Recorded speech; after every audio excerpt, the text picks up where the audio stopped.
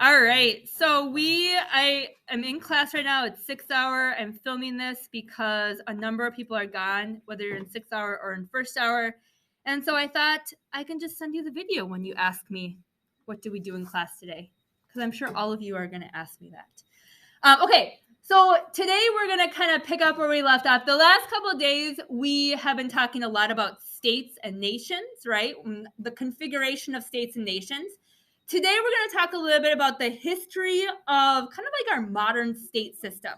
So if I go all the way back, and I'll just do it this way instead, but if I go all the way back, the first day we looked at this map, and we said when we look at a map of the world, right, this map of the world, although there's lots of like colors and there's lots of words on this map, so it's a little bit confusing, but we look at this map of the world and we think, oh yeah, that is normal. Like that map to us looks really natural. But I mentioned early on that this map of the world is really a relatively new idea. This idea that all of the countries of the world are neatly packaged into a particular space, that there are very clear boundaries, and that when you cross over a boundary, something happens. That whole concept is just a relatively new idea. So we're going to talk today about like where that idea came from and a little bit of the history of that. We oftentimes during this political geography unit, but also actually just in a lot of our units, we do kind of like just general history lessons. We're not going to get too much into the specifics, but we are going to talk a little bit about the history of that. So there are a couple terms that you need to know for today. Some of them are from your reading that you did last night, and some of them are not actually in your textbook at all, but you do need to know them for AP Human Geography. So I will ask you guys to add some terms. This can all still go in your same essential question, which was the one for your reading, as well as the one we've been using in class this week, which is how is space politically organized into states and nations? So the big idea here is that states would not exist. So once again, remember, states are countries. So states would not exist if not for the concept of territoriality. Okay, so the big word, territoriality, you probably know what territory means. But territoriality really just means, and this, by the way, this word is in your textbook, so you should probably have this down somewhere, and it is a bolded word. It's the attempt by an individual or a group, right? So we have an individual or a group. It's an attempt by an individual group to affect or to influence or control people, phenomena, which are really just things, and relationships by asserting control over a particular geographic area. So this makes sense to us. So territoriality is just the idea that a person or a group of people try to have influence over a particular area, right? This is why we have boundaries. So when we think about our country, right, we understand that there's some sort of, what are some ways in which people or groups of people assert control over the United States of America?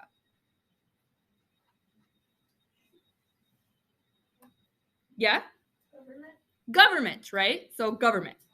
What does government do to assert control over a particular geographic area? Yeah.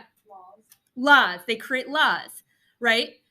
But those boundaries mean something. So if we were to cross over from Minnesota or the United States into Canada, that power and control would change. We would now be under the jurisdiction of the Canadian government. And then we have state laws too, right? So we have these subnational systems. So as we cross over into Wisconsin, there's different laws that we're subject to. There's very similar laws. We're still all subject to the laws of the United States, but there's different laws. So this idea that people or governments or whatever it is are asserting control over a particular geographic area makes a lot of sense. But it has changed over time. There's always been, okay, guys, I see a lot of people with their phones out. And part of the reason why I don't like doing this, and so sorry, people who are at home, is that I like moving around when I'm talking, because if I move closer to you, then you nicely put your phone away, right? But now because I'm stuck behind my screen, I need you guys to do that on your own, okay? Okay. All right, perfect. Okay, so today territoriality is very much tied to the word sovereignty. What do we know about the word sovereignty? It's on the board. And I wrote it down. I already defined it for you guys. Self-rule. It's self-rule. Jose, Jose, that's so cool. that is, you read it. All right, I'm going to turn the light on. So, I didn't know what the word sovereignty meant. I remember having to, okay, you guys are going to make fun of me. I went to college. Well, I went to college. Yay. Okay. So I went to college. I started college in 2002 and I graduated in 2006. So when I didn't understand a word that was in my textbook, and I was in the library, I had to walk across to this huge, awesome dictionary that they had. And so I remember looking up the word sovereignty in a dictionary, like a physical dictionary. Because the internet did exist, but I had a desktop computer. So I would have had to go to a desktop computer, and it was just easier to walk to. I couldn't just like look it up on my phone. Okay? So sovereignty, it's a good word. So sovereignty just means self-rule. I underlined a part of the word sovereignty, and this is how I remember how to spell it, but also one of the ways that you can remember what it means. And what part did I underline? Well, I underlined the entire thing, but what part did I bracket? Rain. And it's not the rain, right? So REIGN. That's not the type of rain that falls from the sky. What type of rain is that? Yeah? Government rulers reign. Yes, it's ruling, right? So it's the idea of like kings and queens are going to reign over a particular area or a particular group of people. And so sovereignty really just means the way in which people have, or sovereignty really means self-rule.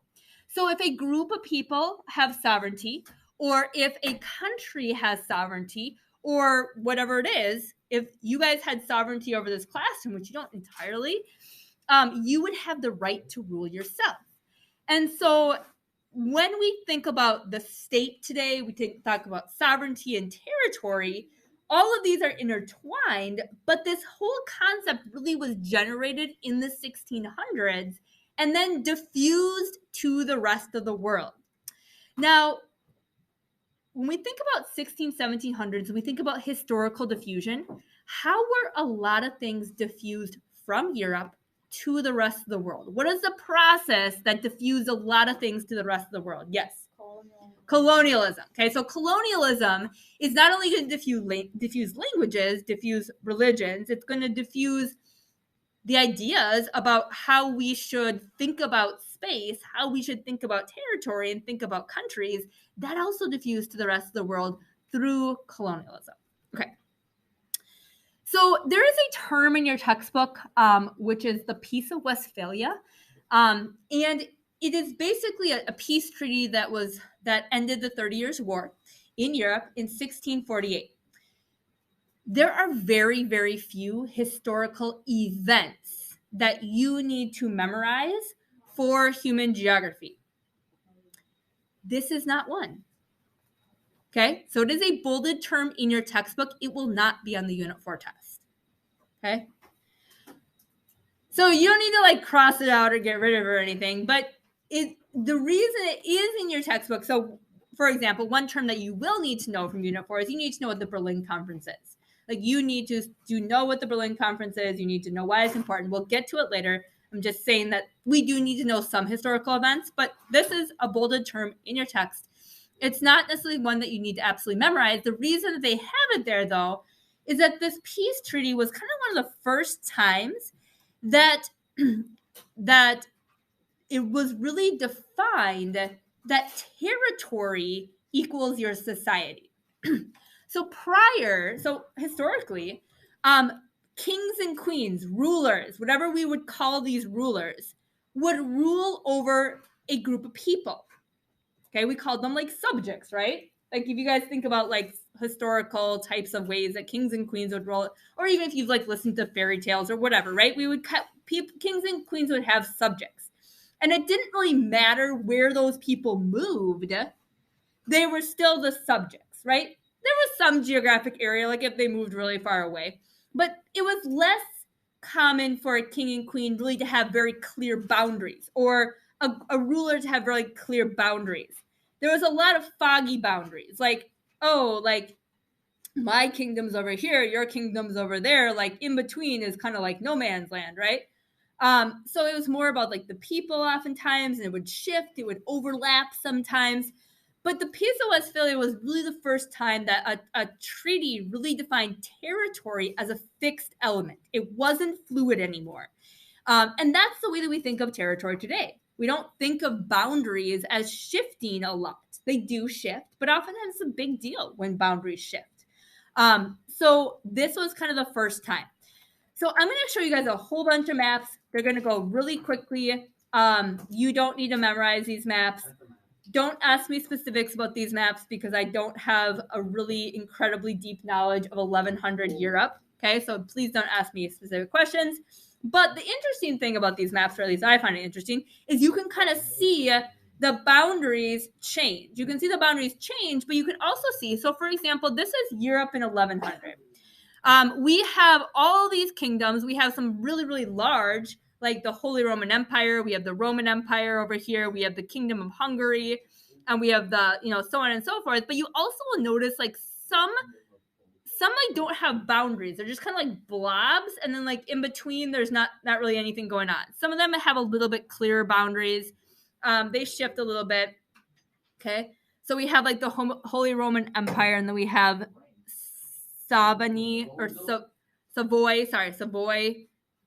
is like right here, like in the middle of it. So it's a little bit hard to tell exactly what's going on. Then by 1300, we have like a whole bunch of disintegration. So we start to see the disintegration of the Holy Roman Empire. We see a lot of different, like they're called kingdoms or whatever they are, and there's very like sporadic. We see a lot of that. This is 1400s. I don't know what happened to this map, but I forgot to, like, it's really squished. Sorry. But you also see just like a whole bunch of like just like frontier area. There's not really much going on here. This is Germany at the time. Germany was like incredibly like broken apart. There was like not really a whole lot of consolidation of Germany, and 1600 kind of still the same. So this map right here is representing that Peace of Westphalia, the end of the 30 Years' War, the 1648, and this clearly defined boundary, which becomes the boundary of the Holy Roman Empire, that is kind of one of the first times that this boundary is really, really fixed in place. We're going to spend a lot more time talking about boundaries next week. By 1700, we also see like a lot of that. And then eventually, by 1900, we see Germany consolidate all the like little pieces, and we start to see some countries that are a little bit more representative of what we think about them today. Now, the other thing you notice is that we have just really, really large empires. So we have the German Empire, we have the Austro-Hungarian Empire, we have the Empire of all Russias. Like, what the heck does that mean? The Empire of all Russias. There's 30 Russias in there. I'm sorry, but I'm not quite sure we need more than one Russia. There's 30 Russias. I'm sure Ukraine would agree. So we have yes, we have fixed boundaries, right? These are more fixed boundaries than we saw before, but we also just have really, really large empires. And so okay, so now we're going to get into some vocabulary. So check your notes. You should have nation state somewhere already in your notes somewhere. And you should have sovereignty. This is a little bit like lengthier, still not long, but a little lengthier definition of sovereignty. So please write these terms down into your notes. Sovereignty, nation state, you should already have nation state, but self-determinism. So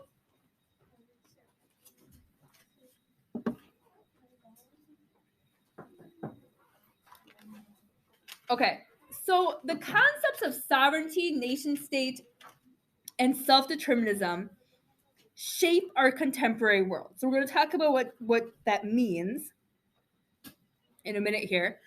Particularly, we're talking about self-determinism because that's our new term that we haven't seen yet before.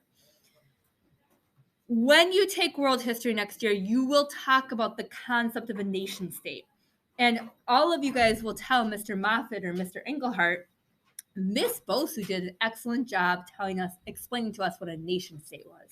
Like, are we going to say it because you're going to teach us what, or are you just like force I already taught you what a nation state is, Kevin. No, but like, are you going to force us to like say it to them? Yes.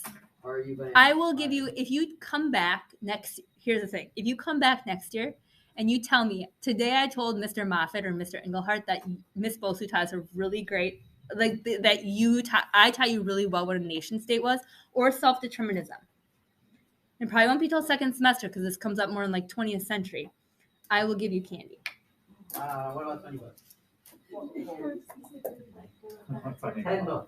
You guys, there's no way you're going to remember I said this. And there's no way when you, I'm gonna write it calendar down. exactly. So- Bosu. you think you're going to still have your human geography notebook next year? Why would I not still have my human? That's a geography? really good point. I Thank think you. I'm different. gonna put it in my calendar. There was Miss Bosu, can you say that again? Okay, so next year, when you take AP World History and you have Mr. Moffat or Mr. Englehart, if you tell them that Miss Bosu, you say Miss Bosu did a really great job explaining what self-determinism and nation state was, and she was a really excellent teacher, then I will give you candy. But you can't tell them that I told you to say that. Okay, I got that on video. Okay. Okay. Now, literally, this will be. And by the way, the great thing, there's like there's great things about teaching freshmen. First of all, you guys never remember about me when you're juniors and seniors anymore. Like you've moved past me, so I never have to write any letters of recommendation because they take time. But if you do remember me and you want me to write you a letter of recommendation, that's great. You just never will. But then the sad thing is when I see you guys in the hallway as juniors and seniors, you'll just be too cool for me and you won't even say hi. Should I make it an every year thing? Yeah. Every year. Yeah, make it every year. But it's mostly a world history thing because you're going to be talking about Europe. I'm gonna put it every year. Okay, so in order for this to actually work, now I actually do need to teach you guys what these words, why this is important. Okay, so when we look at Europe in particular, we start seeing after World War I and World War II. Okay, wait, sorry, I need to take a step back. Okay, so this is Europe prior to World War I.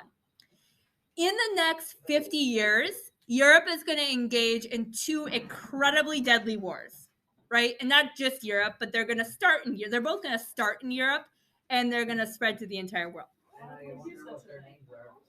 What? Why don't those count as like world wars? Because did they go across the whole entire So world? the First World War was mostly focused in Europe. It was mostly fought in Europe, but because of the colonial system, so many of the colonies were engaged in the wars, like and actually sent people to the war. World War II was very there was the European front, and then the Pacific. So there was the European theater and then the Pacific theater. So like Japan, like there were basically like two huge wars. Yes, and they were related, obviously. Wasn't the reason World War I became World War I wasn't it because there were a bunch of hidden treaties? Like, I'm going to be a treaty with you. and we're Yes, gonna be an that was alliance. part of it. Remember the main causes: militarism, alliance systems. Yes, and I loved that's really interesting because there were like all these well, we have a treaty with you, and then we're going to attack you, but we didn't know about your treaty. If we had known about your treaty, then maybe we wouldn't have attacked you because we didn't really want to get into a war with this other country. Yes, We have a treaty with you. right. Okay, so one of the causes of World War I, though, was nationalism.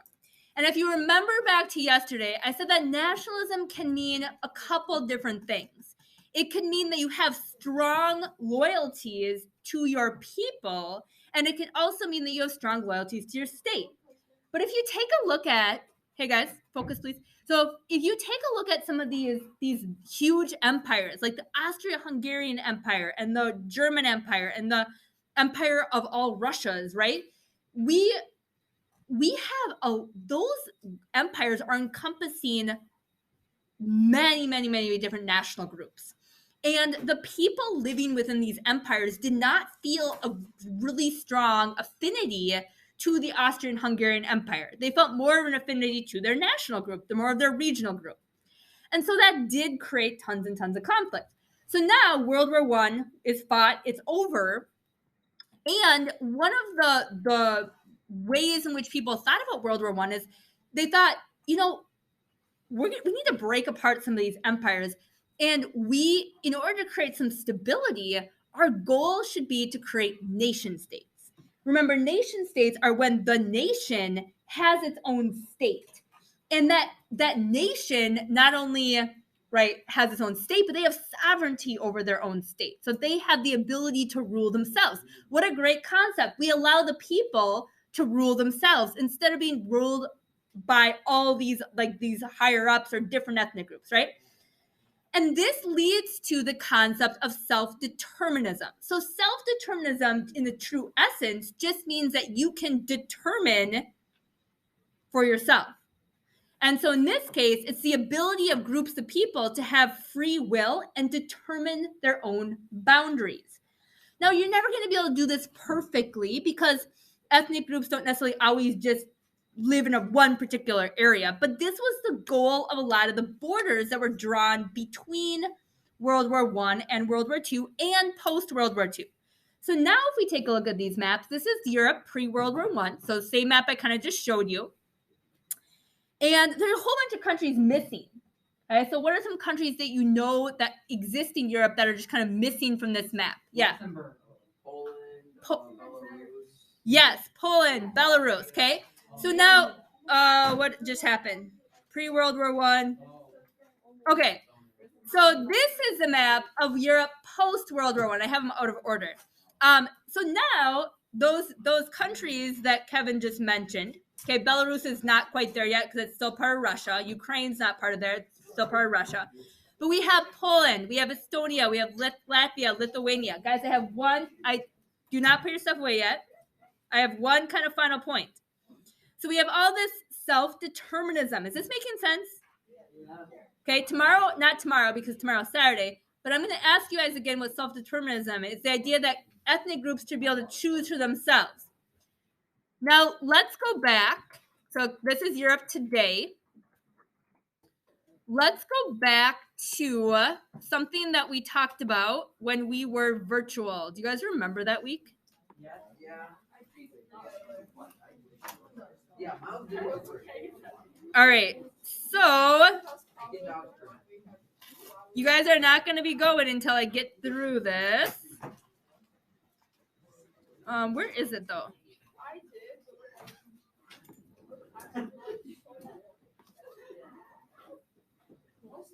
All right. So when we take a, do you guys remember this map? It was languages of Europe. When we take a look at the languages of Europe, do they align pretty well with the boundaries of Europe? That is because of self-determinism. That's because of this concept of nation states. Now, when mostly European countries colonized Africa, did they give Africans self-determinism? Did they allow African countries to determine for themselves? No. So although nation states and self-determinism was a concept that was a goal of European boundaries, it was not a goal when the colonies were created, because what is a main goal of colonies? Grow the economy of the person that colonized you. Yes, it's extraction of resources, right? So they were less interested in people and more interested in what can we gain from these colonies. I finished just in time. Yes, you can.